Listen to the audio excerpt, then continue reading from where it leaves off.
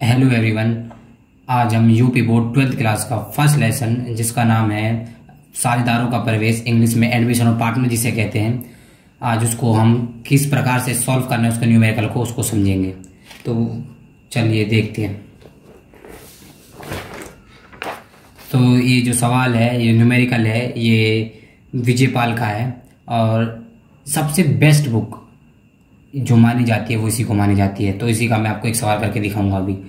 तो इसमें होता क्या है पहले समझते हैं। एडमिशन ऑफ पार्टनर में क्या होता है कि जब अब मान लो पहले से 2 व्यक्ति या 3 व्यक्ति एक फर्म चला रहे होते हैं, तो फिर अचानक से ही या तो किसी कारणवश क्या होता है कि आपको नए पार्टनर की जरूरत पड़ती है। वो कोई भी कारण हो सकता है, जैसे आपको अधिक पूंजी की आवश्यकता हो, जैसे आपका फर्म ना चल रहा, आपको चलाने वाला कोई चाहिए हो, और ऐसे कई सारी समस्या होती हैं जिसके कारण आप नए साझेदार को आने के लिए बोलते हो। तो ऐसे में क्या होता है, ऐसे में आपके खाते भी प्रभावित होते हैं। कौन कौन से खाते प्रभावित होते हैं?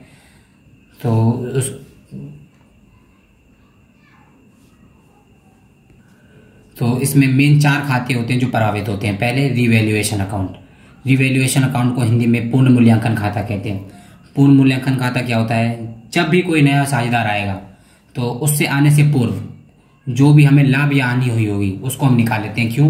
क्योंकि जब नया पार्टनर आएगा उससे पहले फर्म में जो भी कुछ चल रहा हो उससे क्या मतलब, उससे कोई मतलब नहीं होगा। इस कारण हम फर्म में जो भी हमें लाभ या हानि हो रही होगी हम उसको पहले से निकाल लेते हैं और बांट लेते हैं आपस में।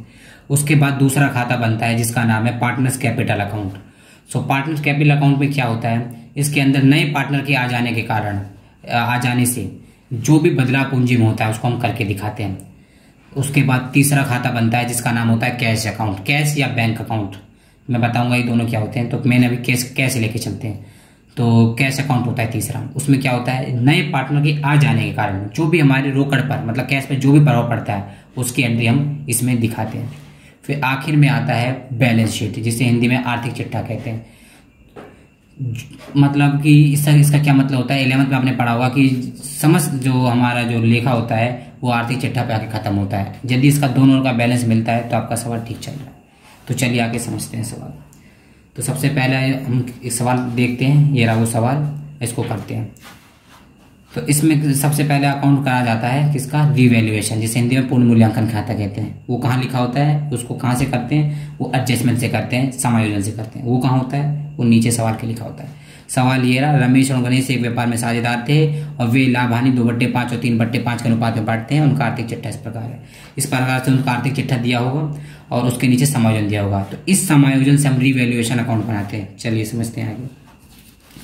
तो ये रिवैल्यूएशन का फॉर्मेट है, इधर पर्टिकुलर, इधर अमाउंट, इधर पर्टिकुलर, इधर अमाउंट।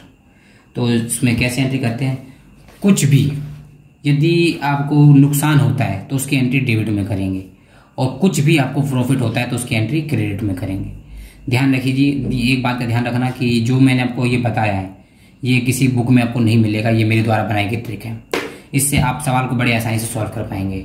अधिकतर बच्चे कंफ्यूज रहते हैं इस सवाल को करते समय कि उन्हें कि कौन सी एंट्री किधर डालनी है, परंतु अगर आपको ये फॉर्मूला पता है कि कुछ भी कम होता है उसकी एंट्री डेबिट में करनी है और कुछ भी अधिक होता है उसकी एंट्री क्रेडिट में करनी है, तो फिर आपके लिए बहुत आसान है। तो चलिए सवाल देखते हैं। पहला क्या है कि 1 जनवरी 2016 को उन्होंने दिनेश को साझेदारी में सम्मिलित किया। हमें इस रिवैल्यूएशन अकाउंट में से कोई मतलब नहीं है।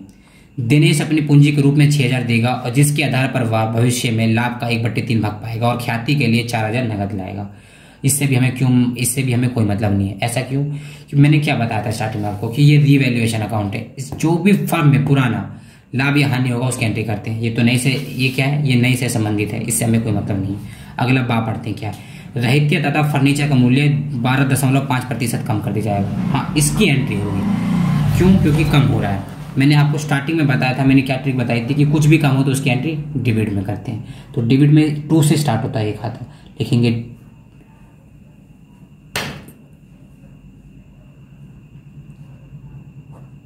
2। दिया होगा कि क्या कम करना है, रहत्य को इंग्लिश में क्या कहते हैं? स्टॉक। टू स्टॉक अकाउंट सब इस पे खत्म करते हैं। क्या कह रहा है कि 12.5% कम कर दिया जाएगा, तो कर देते हैं। तो पहले सवाल में देखेंगे रहत्य है कहाँ, तो रहत्य सवाल में दिया होगा संपत्ति साइड में 3600 लिखा हुआ है। इस पे क्या करना है, 12.5% कम करना है। तो कर देंगे 3612.5। अच्छा, मैं चाहता तो इस चीज़ को पहले से सॉल्व करके रख देता, परंतु फिर ये क्या होता, आपको पता नहीं चलता कि कैसे क्या निकला है, इसलिए मैं आपके सामने इसको सॉल्व करके दिखा रहा हूँ। 12.5। अच्छा, परसेंट निकालने के लिए नीचे 100 होता है, ये आपको पता होगा, नहीं पता तो आपको पता चल गया होगा। अब आगे चलते हैं। अब इस दशमलव को क्या करना है, पहले से हमारे दिमाग में ये आता है। अधिकतर बच्चे कंफ्यूज होते हैं कि दशमलव को क्या करना है। तो दशमलव को हटाने के लिए हम क्या करते हैं, जिसकी इस दशमलव के बाद जितनी भी संख्या लिखी होगी उस नीचे में उतनी जीरो बढ़ा देते हैं। तो इसके बाद सिर्फ एक संख्या 5 लिखी हुई है, तो इसलिए 1 जीरो नीचे बढ़ जाएगा। अब काट देंगे, 1 से 1 जीरो, 1 से 1 जीरो। अब देखिए ये दोनों एक टेबल से कट रहे हैं, 2 से, इसे काट देंगे। 2 पंजे 10 और 18 दूनी 36। अब देखिए 125 क्या क्या बचा आपके पास, मैं और इसे डिटेल में ले चलता हूँ। आपके पास 18 बचा, 125 बचा और नीचे 5 बचा। हम इसको एक बार और काट लेंगे।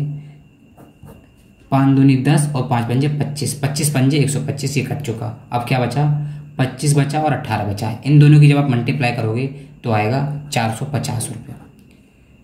यह निकल के आएगा, यही आपका 12.5% कमी है। यही आपको लिख के दिखाना है। देखिए मैंने एक सवाल का इसलिए इतना डिटेलिंग किया इस पहले को, जिससे कि आपको समझ में आ जाए कि आपको इसे कैसे करना है। अब चलिए करते हैं। ये आपने 450 रुपये लिख दिया। अब आगे चलते हैं। अब आगे क्या है, फर्नीचर का मूल्य 12.5% कम कर जाएगा। फर्नीचर का भी करना है, तो फर्नीचर ढूंढेंगे, वो भी संपत्ति हमारी ये रही 880 रुपये। क्या करना है, 12.5% कम करना है। कर देते हैं। फर्नीचर कितने का है, 880 का, 12.5% कम करना है। नीचे 100 लेंगे प्रतिशत को हटाने के लिए। अब पॉइंट को हटाने के लिए क्या करेंगे, पॉइंट को काट देंगे और इसके बाद जितनी संख्या होगी उसके नीचे उतना जीरो लगा देंगे। इसके बाद एक ही संख्या है इसलिए 1 जीरो। अब काट देंगे।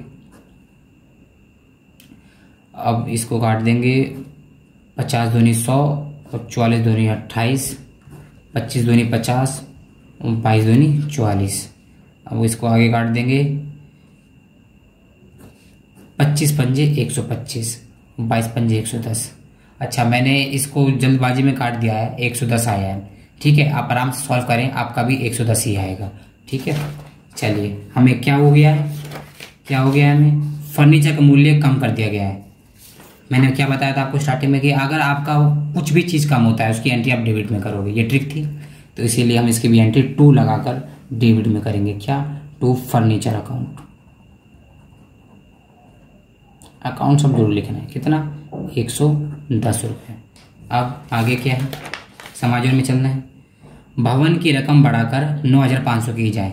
ये सबसे इंपॉर्टेंट चीज़ होता है, बच्चे इसमें कंफ्यूज होते हैं। अधिकतर बच्चे क्या करते हैं, एंट्री में 9500 से ही एंट्री कर देते हैं, परंतु ऐसा नहीं करना है। आपको क्या करना है, रकम बढ़ गई है मतलब एंट्री कहाँ होगी, एंट्री क्रेडिट में होगी।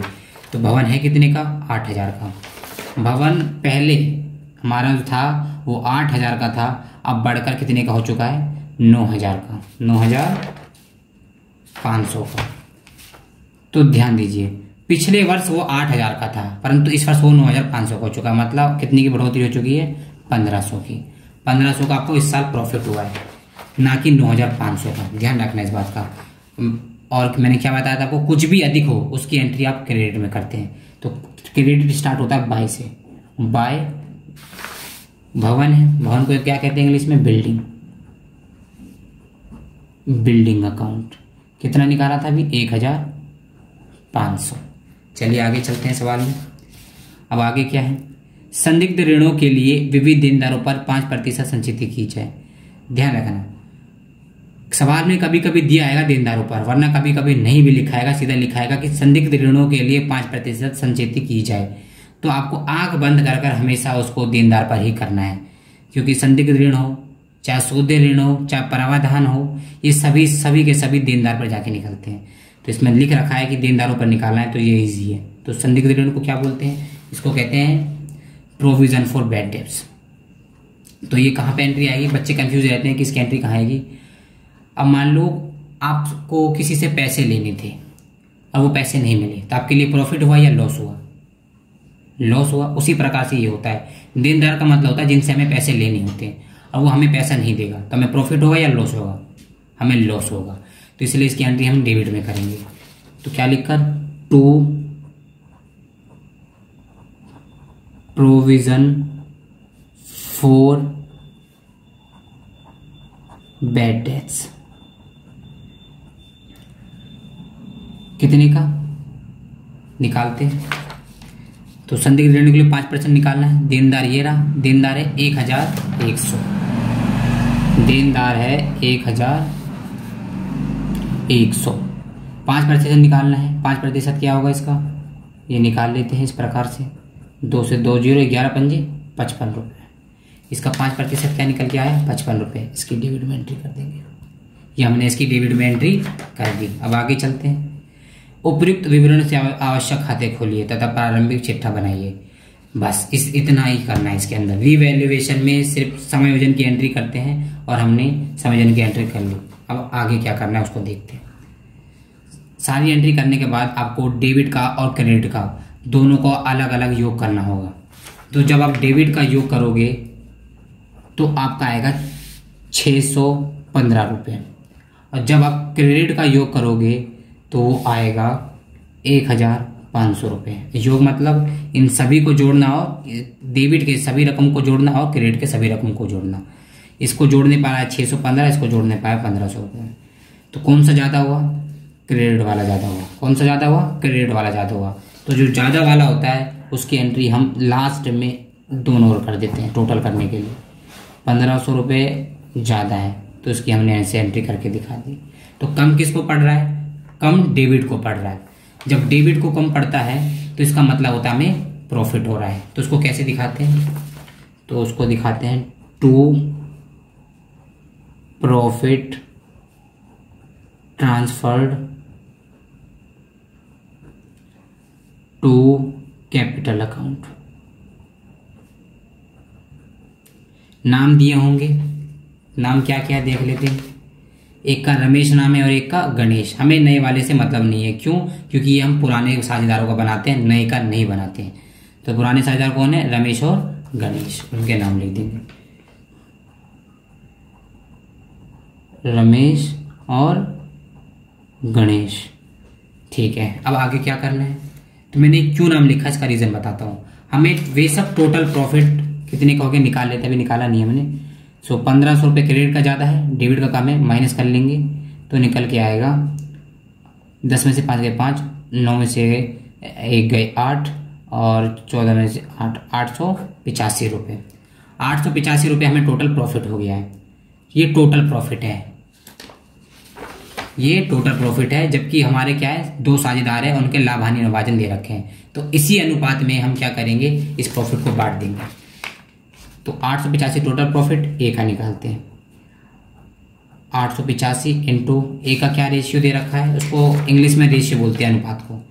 देखो जो पहले दिया होगा वो ए का होगा, मतलब रमेश का, जो बाद में दिया होगा वो दूसरे का होगा, गणेश का। तो रमेश 2/5 भाग के लिए आ रहा है, तो 2/5 निकाल देंगे, काट देते हैं। तो 5 एकम 5, 3 बचा, 5 सत्ते 35, 3 बचा, 5 सत्ते 35, ये कट चुका।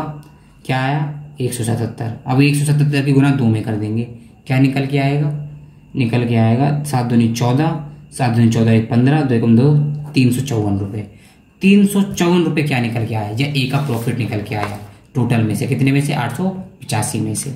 तो यहाँ लिख के लिखेंगे 300, देख लेते हैं एक बार, 54 रुपये, ये दे दिया। अब ऐसे सेम हम क्या करेंगे, बी का निकालेंगे। कैसे निकालेंगे, टोटल क्या आया था हमारा प्रॉफिट, हमारा 1500 में से 615 घटाने पर आया था 885। 885 टोटल प्रॉफिट, बी आ रहा है कितने भाग के लिए, बी का जो रेशियो है वो 3/5 है।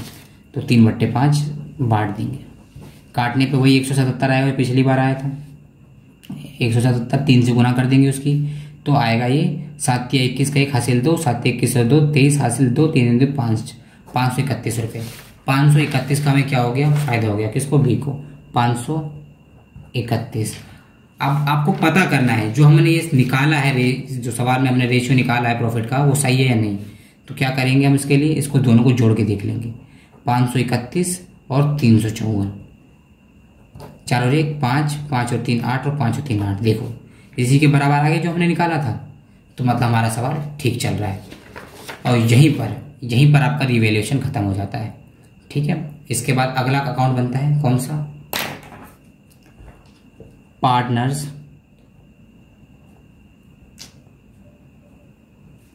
Capital account.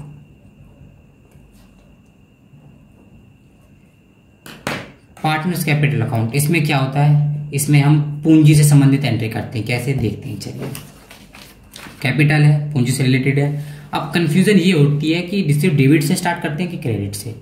तो ये एक टिप है जो मैं आपको बता रहा हूँ, ध्यान रखना है आपको कि हमेशा पार्टनर्स कैपिटल अकाउंट हमेशा क्रेडिट से स्टार्ट होगा, बाय से। क्रेडिट हमेशा बाय से स्टार्ट होता है, बाय बैलेंस बीडी लिखकर। ये क्या होता है, कैपिटल का बैलेंस, पूंजी का बैलेंस होता है, इसलिए इसको स्टार्ट करते हैं बाय बैलेंस बीडी लिखकर। क्या क्या है सवाल में देख लेते हैं। रमेश का है 6810, 6810, और गणेश का भी है 6810। अच्छा, मैं आपको एक चीज बताना भूल गया क्योंकि मैंने फॉर्मेट खींच रखा था। पार्टनर्स कैपिटल अकाउंट में उतने कॉलम बनते हैं जितने पार्टनर होते हैं। जैसे पहले के 2 पार्टनर, नया पार्टनर आया तो हमारे कितने कॉलम होंगे कैश के, 3 बनेंगे, और एक पर्टिकुलर विवरण का एंट्री होगा। और इस प्रकार हमें डेबिट और क्रेडिट का बराबर कॉलम रखना है। एक पर्टिकुलर डेबिट की ओर और तीनों के नाम जिसमें उसके पैसे लिखेंगे, उसी प्रकार से क्रेडिट में एक पर्टिकुलर और तीनों के नाम। समझ में आ गया होगा आपको। अब आगे चलते हैं। मैंने क्या बताया था कि इसकी एंट्री क्रेडिट से स्टार्ट होती है, बाय बैलेंस बीडी से। 2 के लिखेंगे नाम, तीसरे में कुछ नहीं लिखेंगे, मतलब 2 में एंट्री करेंगे, तीसरे में नहीं, क्योंकि पुराना बैलेंस होगा जो पुराने साझेदार का होगा, नए से हमें कोई मतलब नहीं होगा। उसके बाद अगली एंट्री किसकी आती है, उसके बाद अगली एंट्री आती है कि रीवैल्यूएशन में जो भी हमें प्रॉफिट या लॉस हुआ है उसकी एंट्री इसमें दिखाना। बच्चे कंफ्यूज होते हैं कि स्टेप क्या है, दूसरा स्टेप क्या है इसका।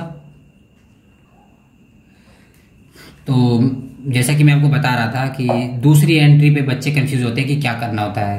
तो सेकंड इसका स्टेप जो होता है वो होता है जो रीवैल्यूएशन में या प्रॉफिट या लॉस हुआ है उसकी एंट्री इस खाते में करके दिखाना।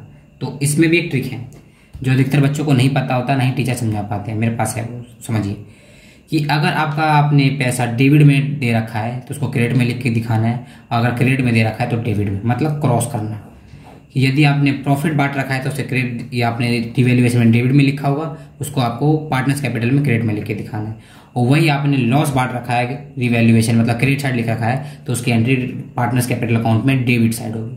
अब आपको ये बात समझ में आएगी।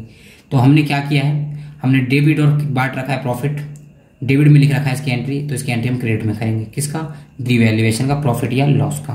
तो हमें क्या हुआ है, प्रॉफिट हुआ है, डेबिट में लिखा है, इसकी एंट्री क्रेडिट में करेंगे। क्या लिखकर, बाय, खाते का नाम क्या है, रिवैल्यूएशन, रिवैल्यूएशन अकाउंट। तो ये रमेश का खाता है, रमेश को कितना प्रॉफिट हुआ, 354 रुपये। गणेश को कितना प्रॉफिट हुआ, 531 रुपये। सी से हमें कोई मतलब नहीं है। इसके बाद अगली एंट्री, ये बहुत ध्यान रखने वाली बात है आपके लिए। अगली एंट्री क्या है, अगली एंट्री होगी संबंधित नए पार्टनर से। नए पार्टनर से मतलब दिनेश से। दिनेश आ रहा है 6000 रुपये अपनी पूंजी के रूप में ला रहा है और भविष्य में 3 भाग के लिए साझेदार होगा और 4000 रुपये ख्याति के रूप में ला रहा है। तो हमें अब सबसे पहले हमें ध्यान रखना है कि हमें पहली एंट्री पूंजी की करनी है। पूंजी ला रहा है मतलब उसके लिए पूंजी है, परंतु फर्म के लिए क्या है, वो कैश। अब देखो इसकी जो एंट्री होगी या लाने की वो क्रेडिट में होगी, डेबिट में नहीं होगी। किस में होगी, क्रेडिट में होगी। बस आपको ये बात ध्यान रखना है। तो बाय से स्टार्ट होता है क्रेडिट, तो बाय कैश अकाउंट, उसके लिए वैसा पूंजी हो पर व्यापार के लिए क्या है, वो कैश।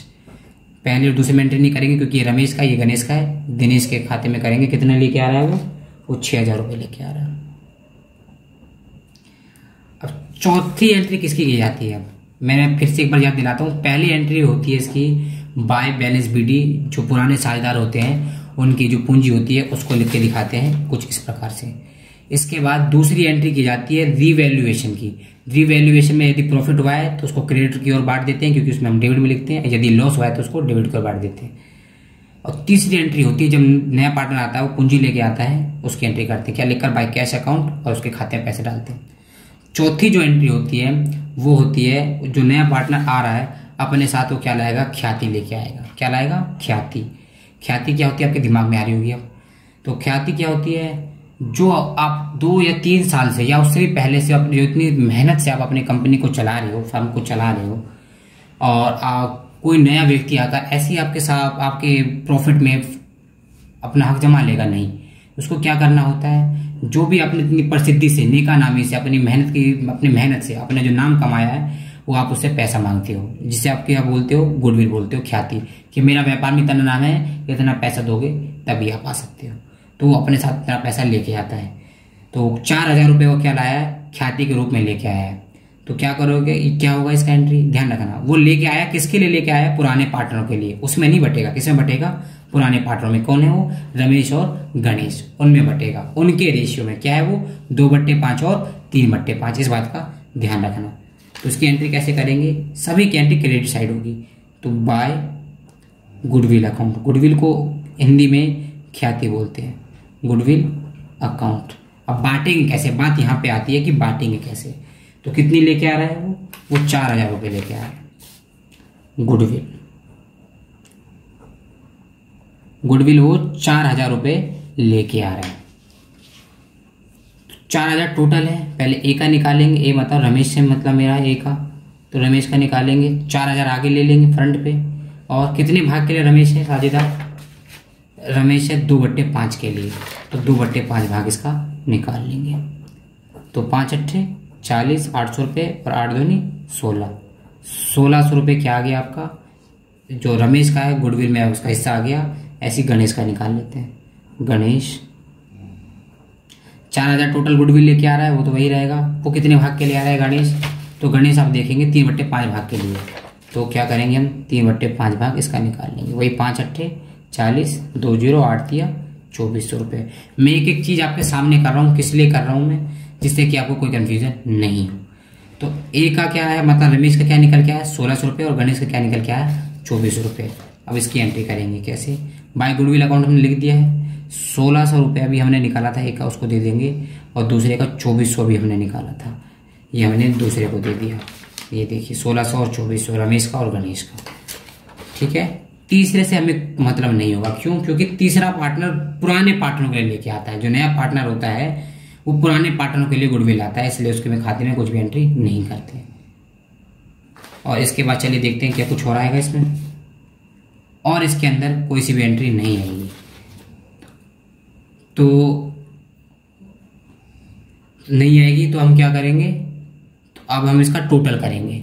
क्या करेंगे, टोटल। कैसे, हमें टोटल कैसे करना होता है, तो ये देखिए, ये डेबिट का होता है और ये क्रेडिट का होता है। होता रमेश का ही है, परंतु ये डेबिट और क्रेडिट इस प्रकार से होता है। तो हम देखेंगे डेबिट में तो कुछ है ही नहीं रकम, क्रेडिट में सारी रकम है। तो क्या करेंगे, जोड़ लेंगे क्रेडिट के सारे को। तो इसके सारे को जोड़ोगे, तो जोड़ के देख लेते हैं एक बार क्या आएगा। तो जोड़ते हैं 4 का 4, इसके बाद 5 और 1 6, 8 3 11, 11 6 17, हासिल 1, 6 और 1 7, 7 और 1 8। क्या आया, एक का 8,764 रुपये जोड़ने पर टोटल क्रेडिट का। तो हम क्या कर रहे हैं, फाइनल चीज कर रहे हैं, खाता बंद कर रहे हैं। तो टोटल करके देखते हैं, हमेशा दोनों का जोड़ करके देखते हैं। जब भी खाता बंद करते हैं तो इसका भी हम बंद करके देख रहे हैं। तो इसका टोटल आया 8,764 रुपये। टोटल में क्या होता है, डेबिट और क्रेडिट में जो भी बड़ी रकम होती है इसको दोनों लिख के दिखाते हैं। तो जो क्रेडिट में लिखा है वही अब डेबिट में लिखना पड़ेगा, 64 रुपये। डेबिट में कुछ माइनस करने को है नहीं, तो क्या करना होगा, हमें टोटल रकम ही इसको देनी होगी। कितनी, 8,764 रुपये। क्या लिखकर, टू बैलेंस CD। क्या, कुछ तो है नहीं माइनस करने को, तो पूरा का पूरा रुपये इसको हम दे देंगे। उसी प्रकार से हम बी का भी निकालेंगे। तो यहीं पे टोटल कर लेते हैं, आसान हो जाएगा। 1 का 1, 3 और 1 4, 8 5 13, 13 4 17, हासिल 1, 6 और 1 7, 7 और 2 9। क्या आया, 9,741। डेबिट में कुछ है नहीं, मतलब बड़ी संख्या यही है, 9,741। कुछ माइनस करने को नहीं है, तो पूरा पैसा हमको इसको ही देना पड़ेगा, 9,741। हम ऐसा क्यों करते हैं, अकाउंट का देखो नियम है अकाउंट्स का, क्या कि जो डेबिट और क्रेडिट दोनों का रकम बराबर आना चाहिए, नहीं आता है तो हमें इसको बराबर करना पड़ता है। तो डेबिट का देखो, देख सकते हो पहले का रमेश का 8,467 रुपये है, परंतु वो क्रेडिट का है, डेबिट का कुछ भी नहीं है, तो हम पूरा ही पैसा देकर इसको क्या करेंगे, बराबर कर देंगे। अब इसको जोड़ो चाहे इसको जोड़ो, अब दोनों बराबर है। उसी प्रकार से दूसरे का भी किया हमने, क्या इसको जोड़ने पर 9,741 रुपये आया, डेबिट में तो कुछ भी नहीं है, क्रेडिट का ये है, तो हम दोनों और पहले बीच में ये संख्या लिखेंगे, इसके बाद घटाने कुछ नहीं तो पूरा पैसा लिख के लिखेंगे। और तीसरे में, तीसरे का जोड़ेंगे, तीसरे का आसान होता है हमेशा, तीसरे का क्या है, मात्र 6,000 रुपये। जो क्रेडिट में है वही डेबिट में, क्यों, क्योंकि दोनों का बैलेंस हमें निकालना होता है, तो दोनों ओर का बैलेंस के लिए हम कंपेयर करते हैं। तो इसके पास तो कुछ है नहीं, तो ज़्यादा यही है, तो ज़्यादा वाले को दोनों ओर लिख के दिखाते हैं इस प्रकार से, जैसे मैंने अभी लिख दिया, और इसको पूरा पूरा पैसा दे देंगे। इतना करते ही आपका पार्टनर्स कैपिटल अकाउंट तैयार हो जाएगा।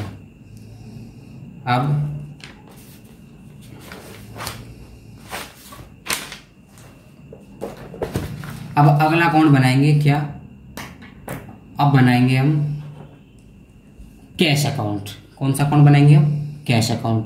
तो बीच में लिख देते हैं CASS cash account, particular amount,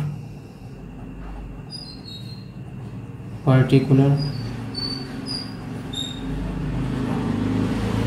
amount. ध्यान रखना, जैसा कि अभी आपको मैंने पहले बताया था कि जिस प्रकार से पार्टनर्स कैपिटल अकाउंट क्रेडिट से स्टार्ट होता है, उसी प्रकार से जो कैश अकाउंट है वो डेबिट से स्टार्ट होता है, बस इस बात का ध्यान रखना। ठीक है, तो चलो करते हैं, क्या लिखकर, टू बैलेंस BD। जिस प्रकार से पार्टनर्स कैपिटल अकाउंट में बाय बैलेंस BD था, उसी प्रकार से इसमें टू बैलेंस BD, वो क्रेडिट से स्टार्ट होता है और ये डेबिट से स्टार्ट होता है, बस इस बात का आपको ध्यान रखना है। तो चलो देखते हैं, कैश को हिंदी में रोकड़ बोलते हैं, रोकड़ का कितना रुपये, 142 रुपये। तो हम क्या लिखेंगे, टू बैलेंस BD 142 रुपये। हाँ, अब बच्चे कंफ्यूज होते हैं कि इसके बाद क्या करना होता है हमें, तो इसके बाद समझना, ठीक है, पहले आपको थ्योरी के रूप में समझा देता हूँ। जब नया पार्टनर आएगा तो क्या होगा, तो हमारी पूंजी बढ़ेगी, और क्या होगा, हमारे कैश पे भी इम्पैक्ट पड़ेगा। हम नया पार्टनर किस लिए बुलाते हैं, जिससे कि हमें हमारे किसमें, कैश में बढ़ोतरी हो। तो कैश अकाउंट बना रहे हैं, 142 रुपये का हमारा कैश है सिर्फ, पूंजी सॉरी रोकड़। तो हम क्या करेंगे, नया पार्टनर आया, हमारा कैश बढ़ा होगा, उसकी एंट्री करेंगे। मैंने आपको एक अभी फॉर्मूला बताया था पीछे, क्या टिप बताई थी कि क्रॉस करना। जब एक एंट्री को दोबारा लिखते हैं तो उसके अपोजिट साइड लिख के दिखाते हैं। ये ट्रिक इससे पहले किसी ने नहीं बताई हुई, ये मेरा पर्सनल है, कि एक बार जो रकम आपने लिख दी है उसको क्या करते हैं, उसके अपोजिट साइड लिखते हैं। हमने क्या किया था, जो नया पार्टनर आया था उसकी पूंजी हमने किधर लिख के दिखाई थी, हमने उसे लिख के दिखाई थी क्रेडिट साइड में, 6,000 रुपये। अब इसी को क्या लिखेंगे, डेबिट साइड में। कौन से खाते में लिख के दिखाया था, पार्टनर्स में, इस बात का ध्यान रखना। तो क्या लिखेंगे, टू, हमने इसमें क्रेडिट में लिखा था, इसमें डेबिट में। तो टू, नाम क्या है इसका, दिनेश S कैपिटल। इस प्रकार से दिनेश का था कैश, हो मतलब उसके लिए तो पूंजी थी, पर व्यापार के लिए कैश था, दिनेश था। कौन सा खाता था, पार्टनर्स कैपिटल अकाउंट। तो पार्टनर का नाम दिनेश है और S लगा के पोस्ट ऑफिस कैपिटल अकाउंट लिखते हैं। ध्यान रखना इस बात का, पोस्ट ऑफिस लगा के कैपिटल अकाउंट। कितने रुपए, 6,000 रुपये। हमने कर दिया क्रॉस। एक बात और, क्या कि हमने बैलेंस BD लिख के दिखा दिया, नया पार्टनर आया उसकी पूंजी लिख के दिखा दी, व्यापार के लिए कैश था इसलिए। अब कौन सी एंट्री छूट गई, बच्चों को लगता है कि यहीं पे सवाल खत्म, पर ऐसा नहीं है। एक एंट्री और होती है इसकी, क्या, वो होती है गुडविल की। गुडविल उसके लिए क्या आती है, व्यापार के लिए, वो भी क्या है, कैश है, पैसा। तो ये भी हमने किधर लिखा है, क्रेडिट साइड। मेरा फॉर्मूला क्या था कि एक एंट्री को लिखने के बाद जब भी दोबारा उसको लिखो तो उसका क्रॉस कर दो। ये क्रेडिट में है तो कैश अकाउंट में किधर लिखेंगे, डेबिट में। क्या लिखकर, टू गुडविल अकाउंट। इसमें कोई चेंज, फेरबदल, कोई बदलाव नहीं होगा, जो उसका नाम है वही लिखकर, क्या, टू गुडविल अकाउंट। कितना, 4,000 रुपये। इसके अलावा इस अकाउंट में कोई सी भी और रकम आती ही नहीं है, ठीक है। अब हम क्या करेंगे, अब दोनों का टोटल करेंगे, ये डेबिट का, ये क्रेडिट का। तो देखते हैं डेबिट का कितना है। डेबिट का जोड़ने पाएगा 10,142 रुपये। इधर तो कुछ है नहीं, मतलब जो ज्यादा होता है उसको दोनों ओर लिख के दिखाते हैं, तो हम दोनों ओर लिख के दिखा देंगे। 10,142। कुछ माइनस करने को है, कुछ भी माइनस करने को नहीं है, तो क्या होगा, बाय बैलेंस CD पूरा पैसा 10,142 रुपये क्रेडिट को दे देंगे, जिससे कि डेबिट का और क्रेडिट का बैलेंस चलता रहे। फिर बता देता हूँ, कैश अकाउंट में पहले उसका बैलेंस लिखा जाता है, वो भी डेबिट हो। इसके बाद जब नया पार्टनर आता है उसका नाम लिखकर कैपिटल अकाउंट लिखकर उसका लिख देते हैं, जितनी भी रकम है उसका जितनी गुडविल आता है उसकी एंट्री करते हैं, और इसके अंदर कोई भी एंट्री और नहीं आती। फिर टोटल करते हैं डेबिट का और क्रेडिट का। जैसे कि आप देख सकते हैं डेबिट का रकम ज़्यादा है, क्रेडिट में तो कुछ है नहीं। डेबिट का जोड़ा तो 10,142, दोनों और लिखते हैं टोटल के, तो इसमें भी 10,142, इसमें भी 10,142, बाय बैलेंस CD 10,142 दे देंगे क्रेडिट की ओर। इसके बाद ये खाता यहीं पे बंद हो जाएगा। अब अगला अकाउंट बनाएंगे, किसका, अब बनाएंगे बैलेंस शीट। क्या लिखकर, न्यू बैलेंस शीट। अच्छा, अब आप कह रहे होगे न्यू क्यों है, क्योंकि ओल्ड ये जो बैलेंस शीट है ये ओल्ड बैलेंस शीट है। अब नया पार्टनर के आ जाने से क्या होगा, अब हमारे बैलेंस शीट में फेरबदल हो जाएगा, इसलिए हम क्या लिखते हैं, न्यू बैलेंस शीट। इंग्लिश में इसमें अधिकतर बच्चे कंफ्यूज रहते हैं कि इसमें पर्टिकुलर लिखते हैं, इसमें अमाउंट लिखते हैं, इसमें पर्टिकुलर लिखते हैं, इसमें अमाउंट लिखते हैं, पर ऐसा नहीं होता। बैलेंस शीट का अलग फॉर्मेट है। डेबिट की ओर लिखते हैं लाइबिलिटीज, LIABILITIES लाइबिलिटीज। अमाउंट इधर लिखते हैं असेट्स और अमाउंट। लाइबिलिटीज का मतलब होता है दायित्व और असेट्स मतलब होता है संपत्ति। बस इस बात का आपको ध्यान रखना है। सबसे इजी खाता यही होता है, क्यों, क्योंकि जो रकम जैसी है बस उसको वैसे उतार के रख देनी। चलिए देखते हैं लाइबिलिटीज में। सबसे पहले देखो ये दायित्व है, इंग्लिश में से लाइबिलिटीज बोलते हैं वैसे, पर हिंदी में दायित्व बोलते हैं। तो पहली एंट्री क्या है इसकी, विविध लेनदार। हाँ, आपको इंग्लिश में इन सबके नाम पता होने चाहिए, तो सवाल करते करते आपको इसके नाम अपने आप ही याद हो जाएंगे। विविध को बोलते हैं सन्ड्री, SUNDRY सन्ड्री, और लेनदार को क्रेडिटर, क्रेडिटर्स। कितना है, तो विविध लेनदार है आपका 2,487 रुपये, 2,487 रुपये। इसके बाद अगला पूंजी खाता। मैंने जैसा कि आपको बता रखा है सबसे इजी होता है ये, जैसा लिखा होता है बस वैसे ही हमें लिख देना होता है। पूंजी खाता है, उसको पूंजी को इंग्लिश में बोलते हैं कैपिटल। कैपिटल किसका कैपिटल, दिमाग में ही चल रहा होगा। तो पुराना क्या है, रमेश और गणेश। अब हम नया बना रहे हैं, नए में कौन आ गया, दिनेश आ गया। अब 3 नाम होंगे, कौन कौन से, रमेश, गणेश और दिनेश। अब आप क्या कर सकते हो, आपको क्या करना है, सॉरी आपको क्या करना है, अधिकतर बच्चे यही सोचते हैं कि रमेश में यही रकम लिख देंगे और गणेश में यही रकम लिख देंगे इसके खाते में, परंतु ऐसा नहीं है। ये न्यू किसी लिए रह गया अगर आप ये लिख दोगे तो आपको क्या करना होता है, पीछे जाना होगा और पार्टनर्स कैपिटल अकाउंट का जो भी बैलेंस CD आता है यही क्या होता है, इनकी अगली पूंजी होती है। तो एक ही देखते हैं, रमेश की क्या है, 8,764 रुपये। तो यहाँ पे लिखेंगे 8,764 रुपये। अगली की देखते हैं गणेश की है 9,741, 9,741। इसके बाद दिनेश की बदलती नहीं है, दिनेश की वही जो लेके आया, कितनी, 6,000 रुपये। अब इसका टोटल करके बाहर लिखेंगे। ऐसा नहीं है कि आप जो अंदर ही लिखो, आप चाहो तो बाहर भी लिख सकते हो, परंतु अंदर करने का मतलब होता है थोड़ा फॉर्मल दिखाना। तो 4 और 1 5, मैं जोड़ के बाहर लिख रहा हूँ, 6 4 10 हासिल 1, 7 और 1 8, 8 7 15 हासिल 1, 8 और 1 9, 9 9 18, 18 2 20 और 4 24। अब इसके बाद देखते हैं अगली एंट्री क्या है। इसके बाद सारी एंट्री खत्म हो जाती है, तो हम भी छोड़ देंगे। अब हम किधर चलेंगे, हमने दायित्व पूरा कंप्लीट कर लिया है, अब हम चलेंगे संपत्ति की ओर। संपत्ति में क्या है, पहला रोकड़।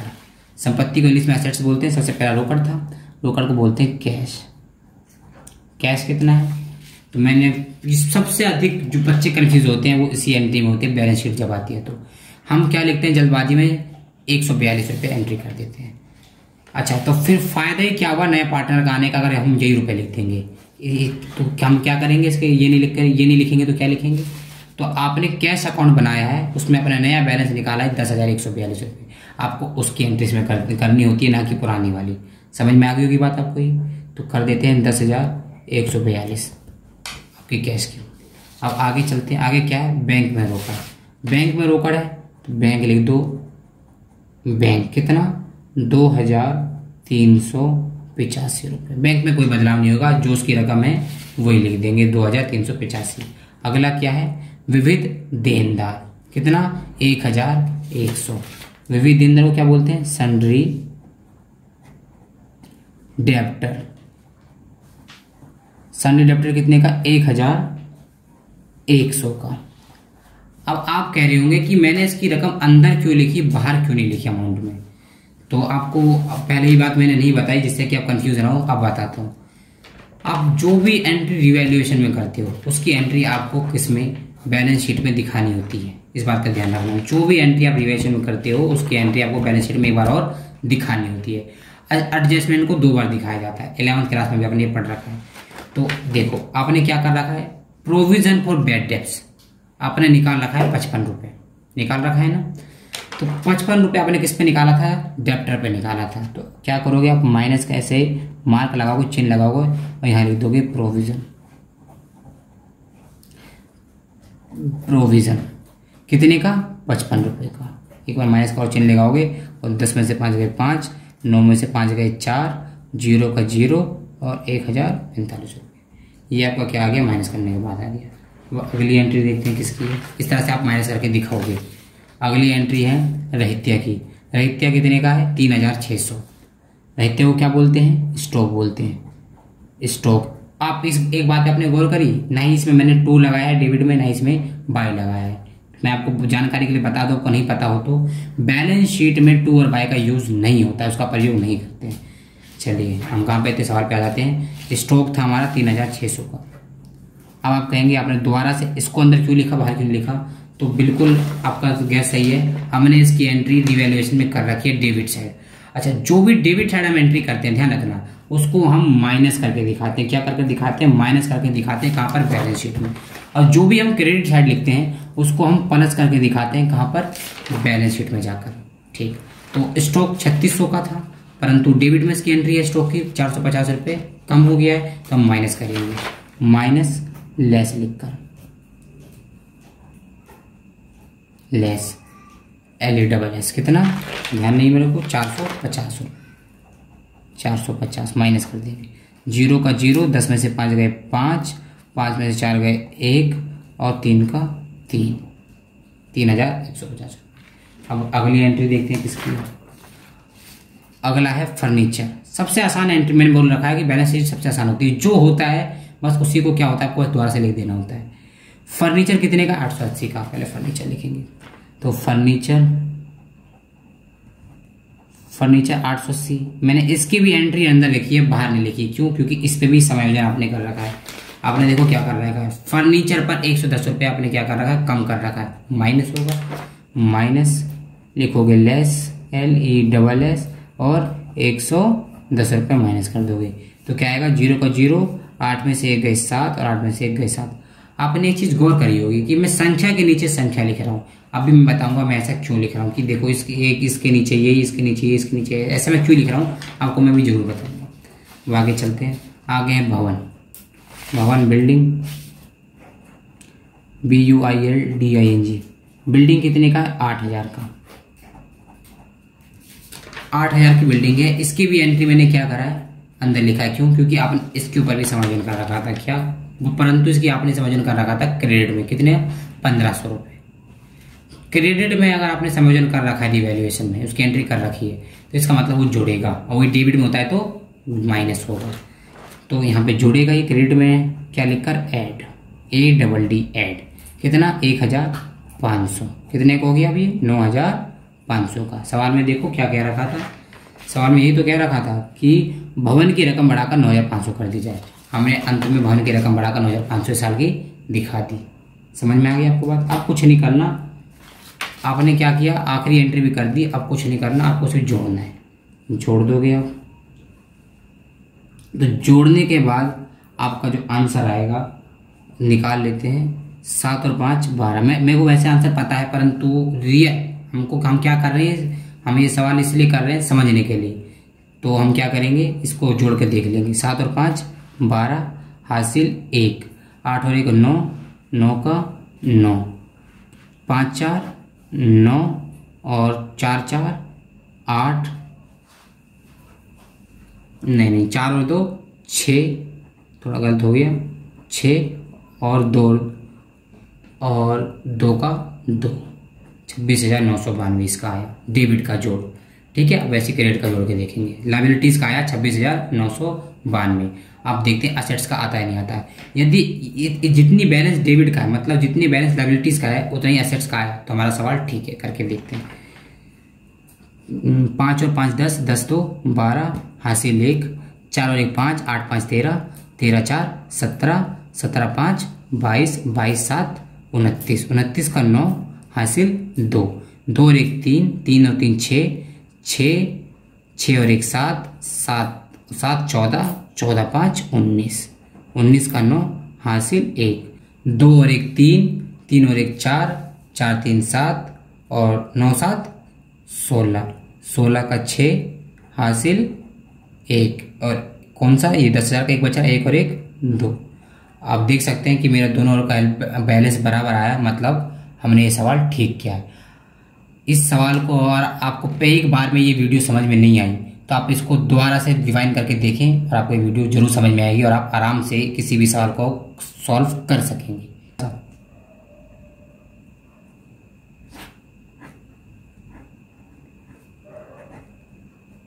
इस प्रकार से हमारी वीडियो एंड हो जाती है।